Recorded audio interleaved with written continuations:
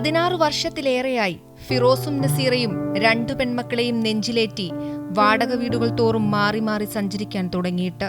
വിധി muscular dystrophy ബാധിതരായ പെൺകുട്ടികളുടെ ജീവിതത്തിനുമേൽ കരിനിഴൽ വീഴ്ത്തിയപ്പോൾ അവരുടെ പരിചരണം മാത്രമായിരുന്നു മാതാപിതാക്കളായ ഫിറോസിനും നസീറയ്ക്കും മുന്നിലുണ്ടായിരുന്നത്.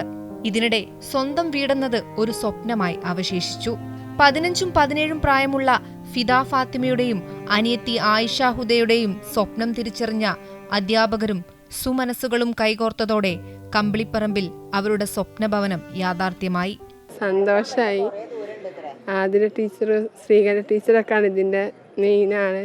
പ്രവീൺ മാഷൊക്കെ സന്തോഷമായി. വലിയ പഠിച്ചെടുപ്പക്കും എല്ലാവർക്കും പൂതിയാണ് നമ്മൾ വലിയ ഇതിൽ എത്തണമെന്ന്. അതിപ്പക്കും ഉമ്മക്ക് കാണിച്ചു കൊടുക്കണം. അധ്യാപകരും സ്പെഷ്യൽ എഡ്യൂക്കേറ്റർമാരും സമാഹരിച്ച തുക ഉപയോഗിച്ചായിരുന്നു ഒളവണ്ണ പഞ്ചായത്തിലെ കമ്പിളിപ്പറമ്പ് കയറ്റിയിൽ 4 സെന്റ് സ്ഥലം വാങ്ങിയത്. കുറ്റിച്ചിറയിലെ സംഘടനയായ സിയസ്കോയുടെ സഹായത്തോടെ അടിത്തറ കെട്ടി. ആയിഷാഹുദ പഠിക്കുന്ന മീഞ്ചന്ത സ്കൂളിലെ സഹപാഠികളിൽ നിന്നും പണം സ്വരൂപിച്ചാണ് വീട് നിർമ്മിക്കാനുള്ള ശ്രമങ്ങൾ ആദ്യം തുടങ്ങിയത്. ഫിദ ഫാത്തിമ പഠിക്കുന്ന ബേപ്പൂർ സ്കൂളിലെ കുട്ടികളും അധ്യാപകരുമടക്കം ഈ ശ്രമത്തിന്റെ ഭാഗമായി. ഉപ്പയ്ക്കും ഉമ്മയ്ക്കും തന്നെ വല്ല പ്രയാസമാണ് അവരെ എടുത്തു കൊണ്ട് എടുക്കാനുള്ളത്. മൂത്താൾ തീരെ ബെഡ്റിഡനായിരുന്നു ആ സമയത്ത്. അപ്പോൾ അതിങ്ങനെ കണ്ടപ്പോൾ ഒരു വല്ലാത്തൊരു പ്രയാസം തോന്നി. കോർപ്പറേഷനിലെ ആളുകളെയൊക്കെ വിളിച്ചു ചേർത്ത് ഒരു മീറ്റിംഗ് കൂടി. അപ്പോഴാണ് അങ്ങനെ ഒരു തീരുമാനത്തിലേക്ക് എത്തിയത്.